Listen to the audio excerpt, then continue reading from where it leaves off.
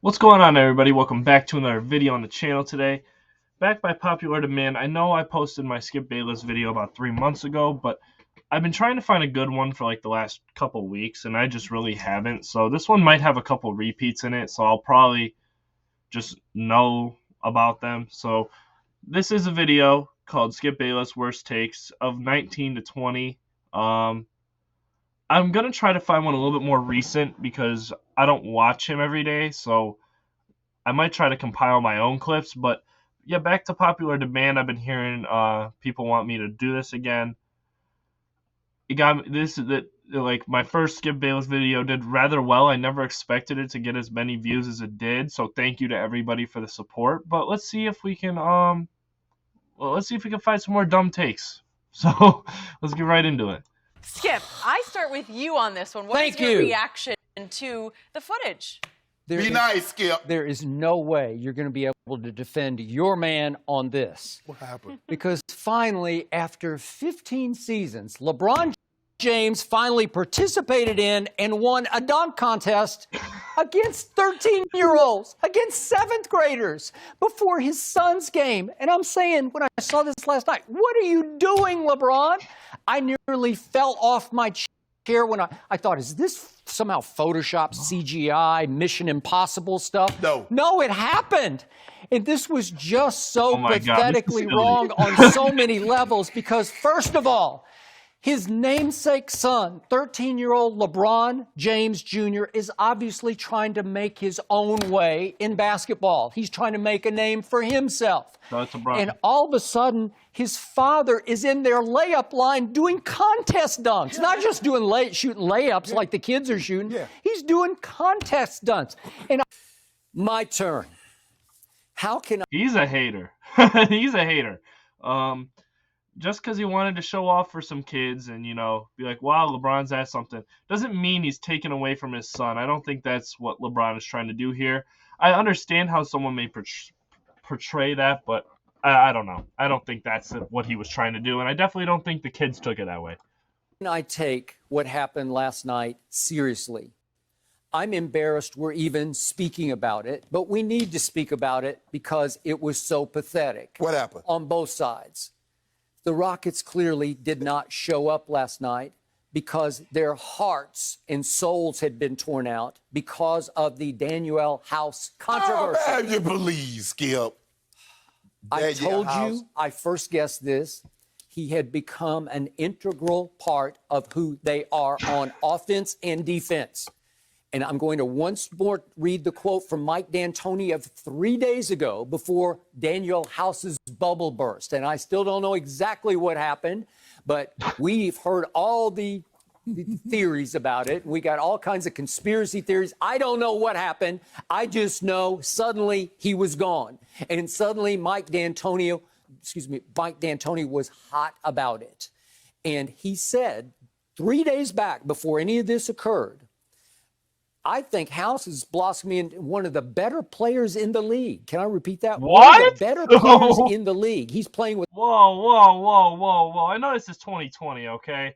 And this is a little bit of back to memory lane because, you know, I started watching basketball when I was little, but I didn't start really getting into it and really, like, start paying attention to every team until, like, probably 2018 to 2019. And this is crazy, man. I've never heard anybody say, even like coaches, say that Daniel House is one of the better players in the league. The stats don't prove that. The eye test does not prove that. Nothing that anybody wants to measure basketball with would ever say that. Just to knock LeBron or just to buff this Rockets team up. Mike D'Antoni said that because he's the coach. That's the only person that's ever saying that, besides maybe Daniel House and his family. With a lot of energy athletically, making great decisions on defense and offense. Okay. What did I tell you? 6'6", 220. He flies around on defense. He can help slow down LeBron. I'm not saying he can stop him, but he can help because he's big and strong enough to. And he can shoot threes and create havoc driving the basketball. That's crazy. He's one other piece to this puzzle. He might be the final piece of the puzzle, and the reason that I picked the Rockets to extend you to 7 games. And all of a sudden, Westbrook and Harden and others had to show up in the locker room ahead of Game 3 with the series tied 1-1 and hear, what? He did what? It was what? Just like everybody else was saying, silly. and it tore the heart out of this team. Since his debut, he scored the 3rd most points in the whole league in the 4th quarter and overtime. That's pretty incredible. He is averaging in the paint 17.6 points per game. No rookie has done that since they started keeping this. Is he saying that Zion is better than Luka?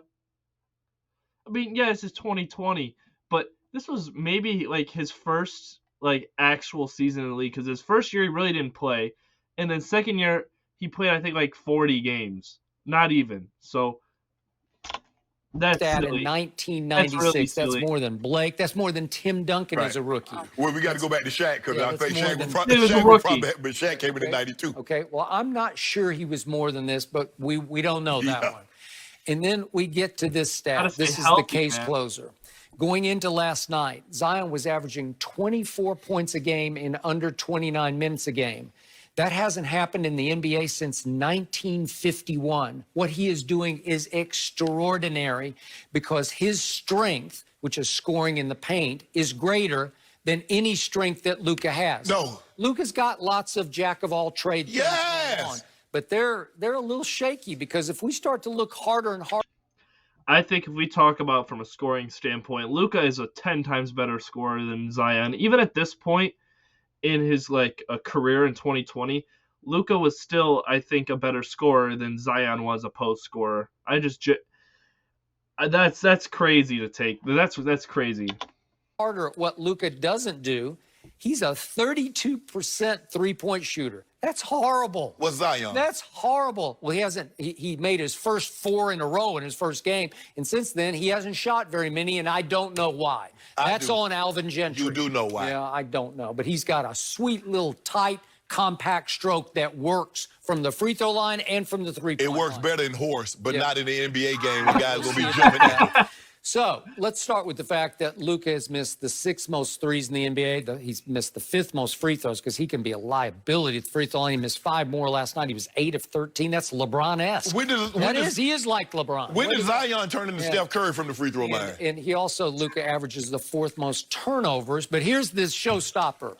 He's leaving out a lot of what Zion is doing for the three-point line and the free throw line, because they are significantly worse. Maybe not from the free throw line, but they are significantly worse. I would rather have Luka shoot a 3 than Zion shoot a 3. Of the 20 highest volume three-point shooters, those who have attempted 400 or more, Luka, special. He's dead last. He's special. Yeah, he's so special that he's bringing up the very rear of that train. Way to go, Luka. And guess what he ranks in defensive win shares? 140th, because he plays little to no defense. You like that? Oh, you know That's what? special I gotta stand for you. Time out, I'm going. You gave me the floor. Okay, go ahead. That was simply the silliest argument you have ever made in the history of Undisputed. Oh, no. And I'm about to smash your argument Okay, into 1,000 pieces, because that shot was 1,000% luck. That was simply the luckiest shot that ever fell to win a playoff game. Ever, ever, ever. It was. He's 100% right there. But I want to know what they meant in that bottom where it said Kawhi gets no credit. If he's saying that 41-point performance against Philadelphia, and he says he doesn't get any credit, that's crazy, man. I want to see what he says, though. I don't want to take anything out of context here. In all my years, going back to covering the Lakers here in the middle 1970s, I've never seen a luckier shot that won a playoff game. Why was it lucky? Number 2 actually had the audacity after the game, standing on the court in the post-game interview, to say that, I work on that shot every day in practice. No, you don't. Baloney. How you call the man a liar? I think it's my turn, and I think you're not going to interrupt me, because I didn't interrupt you. I think he's talking about corner mid-range shots. I don't think he's talking about or maybe like on the right side. I don't think he's talking about. Sorry about my dog, but I don't think he's talking about like that bounce on that shot. I don't think he's talking about that. I think he's simply talking about the way he the way he shoots from that range. I don't think he's talking about the bounce.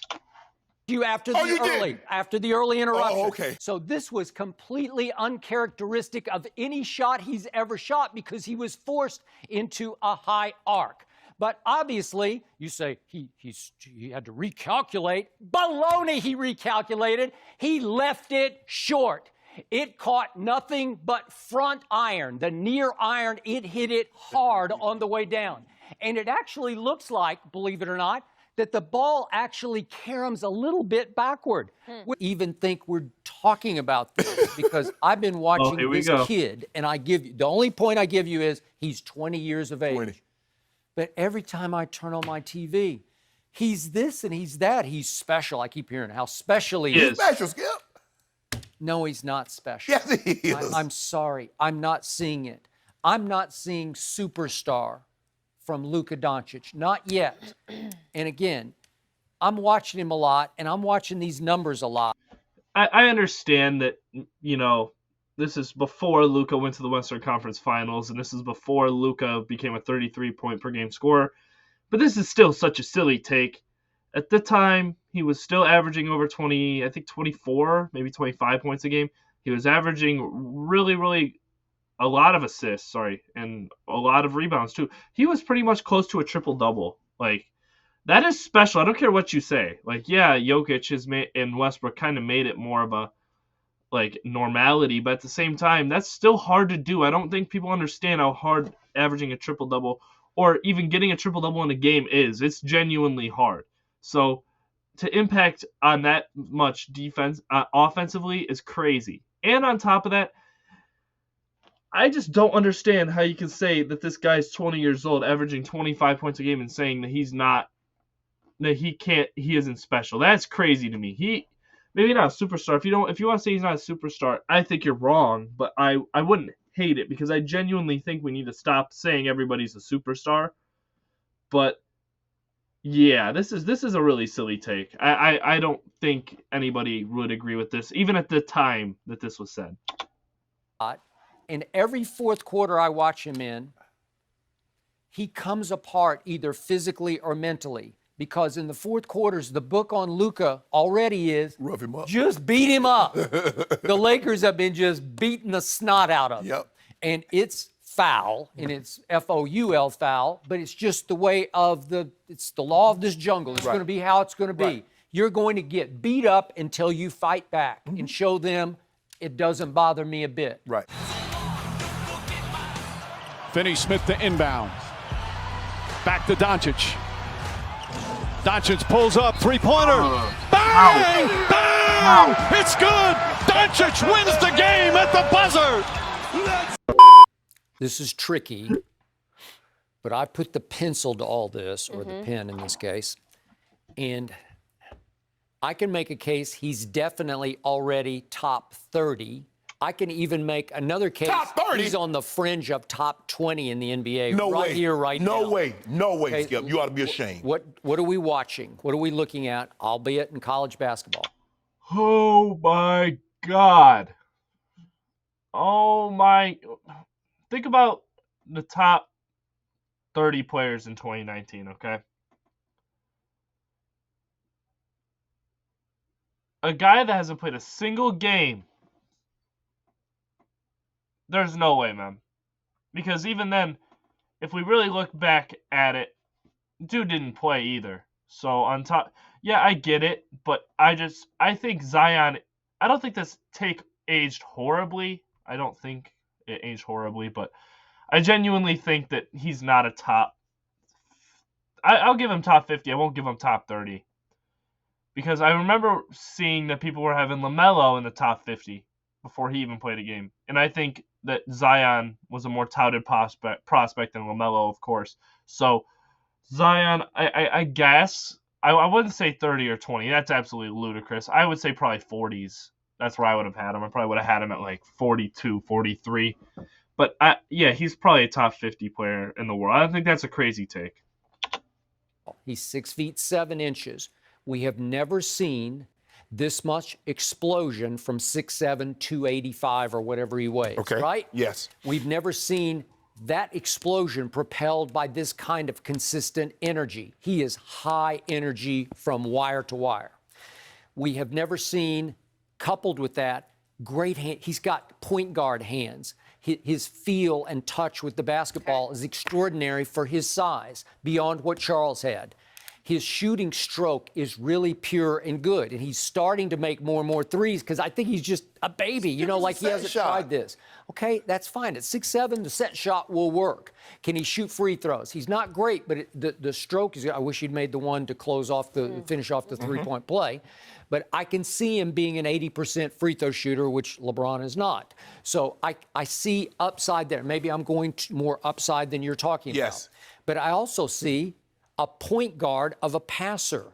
The play he made, I think it was near the end of the first half the other day on the break. Skip, I get to do one of these threads that need to come on, Skip. Whew, you know, come on. That's a long bounce pass. Look at this. That was so sweet. That you can't teach that. You can't coach that. You are born with that kind of vision and that kind of feel and that kind of anticipation. My problem. I'm all about fourth quarters, and we just gave the MVP to a guy who is not the closer for the Toronto Raptors because Van Vliet was the closer, which is why Hubie said, I'm going to go with the closer. He closed again. So I've told you from the start. That's crazy. That's crazy. That's unnecessary hate. That's unnecessary hate because now he loves Kawhi. That's absolutely crazy. I don't think that is. I genuinely think that's crazy. Let's read this real quick. Baseless Zion Rookie of the Year case. Dude, he played like 30 games. Ja was the Rookie of the Year, man. I love Ja, that's crazy. but I love Zion a whole lot more. And he just keeps going higher and higher in my estimation because he is doing things we have never, ever seen before. He is going to be so much better and more valuable than Ja is. And to me, he's already on pace to win this year's Rookie of the Year because this has never happened before. I want to say this as well before. That's not such a crazy take. Yeah, Zion hasn't played, but Ja, if he doesn't stay out of trouble, it might be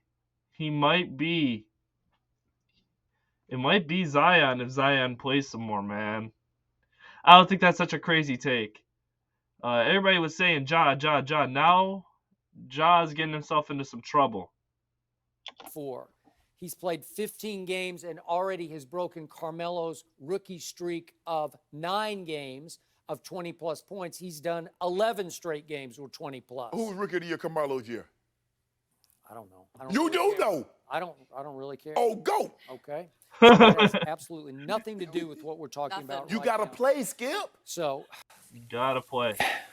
I'm going to ask our audience to feel free to go ahead and condemn me if you choose as cold-blooded and insensitive on this issue. I have deep compassion for clinical depression, but when it comes to the quarterback of an NFL team, you know this as well as better than I do, it's the ultimate leadership position in sports. Am I right about that? You are commanding an entire franchise. What's the roster now? Is it 53 still? 53, but I think they got like 15 practice squad guys. Okay. But you're commanding a lot of young men. Don't say it. And some older men. And they're all looking to you to be their CEO, to be in charge of the football team. Because of all that, I don't have sympathy for him going public with, I got depressed. I suffered depression early in COVID to the point that I couldn't even go work out. Look, he's the quarterback of America's team. And you know and I know, this sport that you play, it is dog eat dog. It is no compassion, no quarter given on the football field. If you reveal publicly any little weakness, it can affect your team's ability to believe in you in the toughest spots, and it definitely can encourage others on the other side to come after you. You throw an interception, you're going to hear, you depressed number 4. I think that is one of the worst things I've ever heard from any analyst ever. Somebody's passing has nothing to do with how somebody plays because at the same time, I don't think anybody is saying to Dak Prescott ever, even when this happened, are you depressed? You depressed number 4? No, I don't think anybody's saying that, man. That's something you don't cross, and that's fighting words for anybody that has a family member. You don't mess with somebody that, especially somebody's brother, man. You don't do that. And on top of that, I'm sorry, I don't know how you guys are, but family always comes first, you know? And at the end of the day, family's going to hurt you a lot more than losing your job, man. I don't know how some people have it backwards, and that's just what it is. It's backwards. I mean, you can't expect somebody to play the best when their brother has just lost his life, probably at a young age. That's something that you don't do, man. You know, you get that sort of thing. You get sacked. How did that feel? You getting down about it? You just can't go public with it, in my humble opinion. So now I got to declare who have I always been.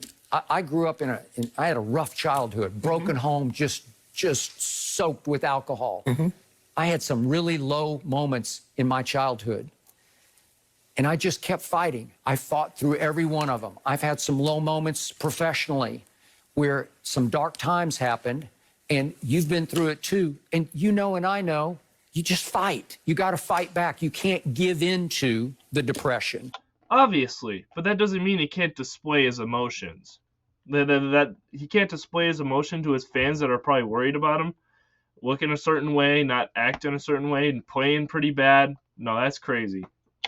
You try to rise above it because it's just how you're built. It's how I'm built. Right.